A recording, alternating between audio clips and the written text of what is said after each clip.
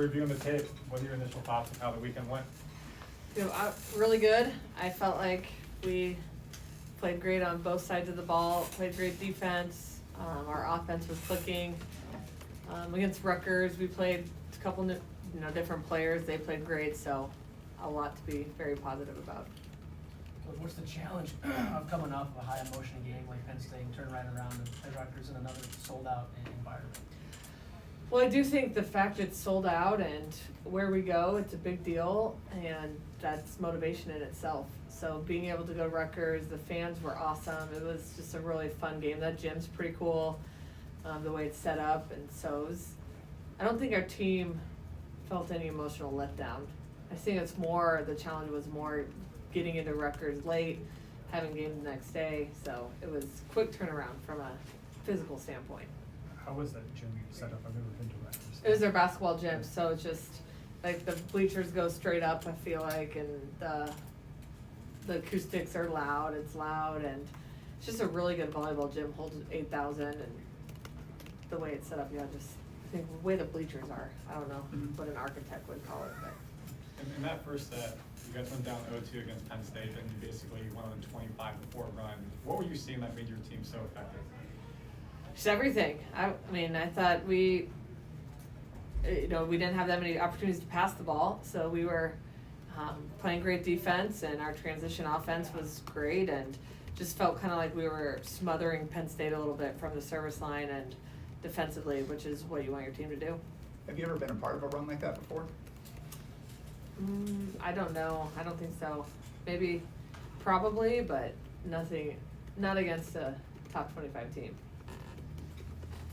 When you go into the weekend like that, do you have plans to make lineup adjustments, or is that kind of a reaction after Penn State, evaluate where things are and make adjustments from there? Yeah, it was definitely after Penn State, the evaluation, and I think Manaya would probably start at 99% of the programs out there. She's really good, so getting her more playing time is important for our team's growth. And then Skylar's been doing great in practice, and so she really deserved a whole game where she could work through some things if she needed to, and she didn't even need to work through anything. She played great. So just, again, continuing to build our depth and make sure players are comfortable and ready if they're called on, no matter what moment it is, whether it's just a Big Ten game, whether it's in the tournament. We don't know when we're going to need everybody. Coach, what have you seen out of Washington? 500 team, but I believe they've won 2 in a row coming in, so have a little momentum. Well, we usually prep the second opponent first, and then we go to the first opponent. So we've been really looking at Purdue these last 2 days. So I don't know a ton about Washington except for some transfers and some players that I recruited in high school that ended up going to Washington. So can't really speak a lot about them. I know more about Purdue at this point. You want to tell us what No, you this see Purdue's playing great. The Kenna Woolard, their outside, was just the National Player of the Week, which is a really prestigious award. And they have the lefty from Nebraska, who's having a nice year. They're just really good. I think a lot of people thought they'd be down with the loss of Eva and Chloe, and then they graduated some of their main players, but they look really good, and they've got great chemistry, at least on film. So that will be a huge challenge for us, especially going there and playing in their gym. How have you seen this team embrace the mindset of just taking each game, being ready for how other teams are prepping for you guys?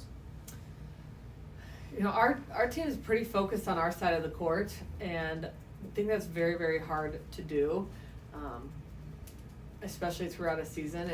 We're not riding the emotional highs and lows of our opponents, or like riding what they're doing or getting frustrated about what the opponent's doing. We're really being accountable with ourselves, and I think that's been the thing that's made it easiest to stay consistent with our play.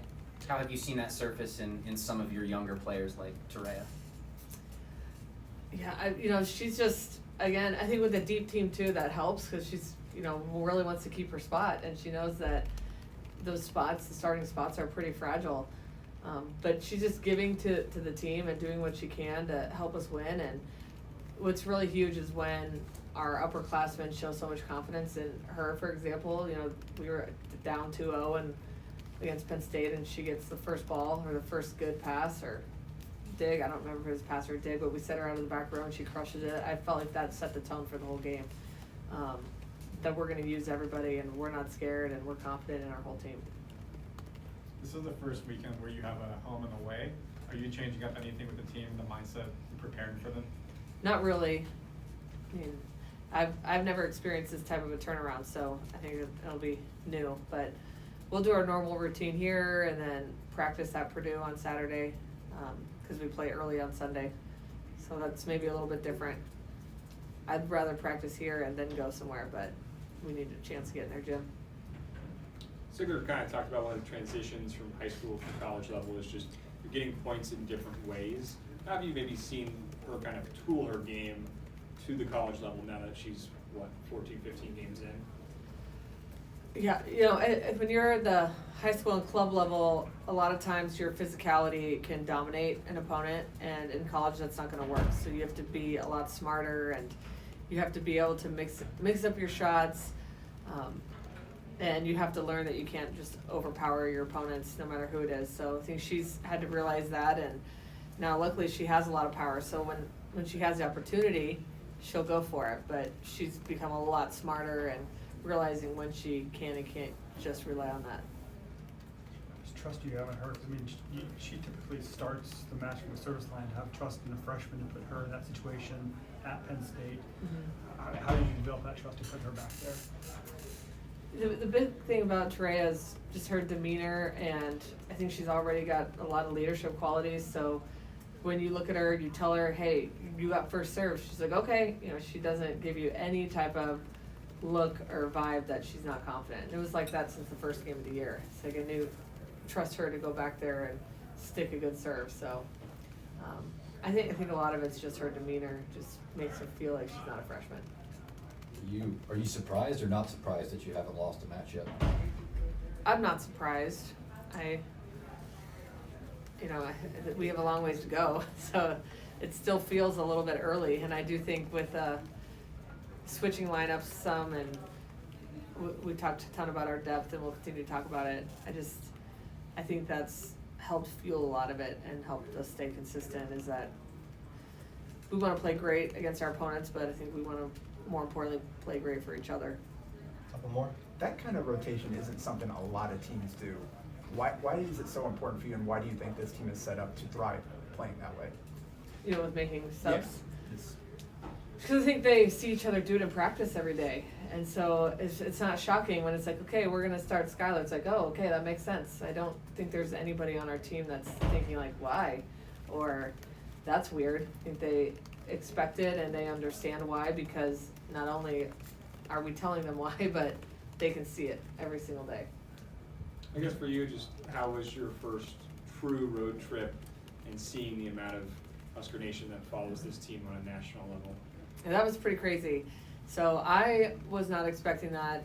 Both places just felt like the mini home games. You know, Penn State obviously has a lot of fans, but we had tons of fans there, and they're like lining our bus when we're leaving, which is really awesome and just makes you feel kind of like a rock star. And at Rutgers almost felt more fun than being home because it's fans that never get to see us. So they're so excited and appreciative to be there, and it was just a really good vibe and a good feeling. And again, it surprised me how big this volleyball team's reach is. This program, it's not in Nebraska anymore. It's national and a little bit worldwide.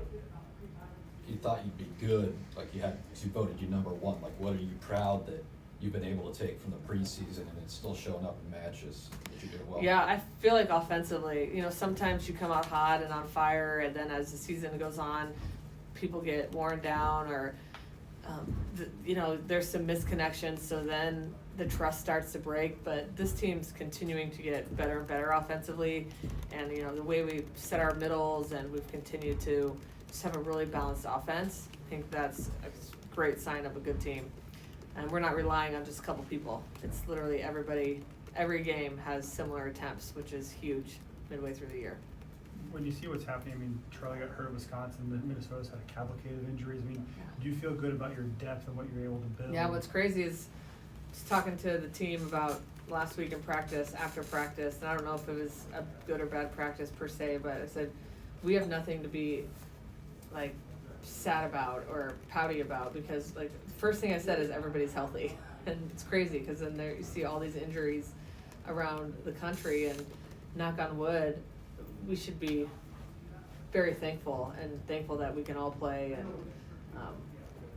so yeah, I'm very, very thankful for that. I don't remember what the question was, but. Do you feel good about your depth you're able to Yes, build? and then, yeah, but then, again, you see those happen and you think, wow, thankfully we do have depth, and we've had players that have played in some big moments. So that, I think, helps ease your mind as a coach, but, you know, you never wanna see injuries happen to your own team or any other great players around the country. It's just a bummer for the sport.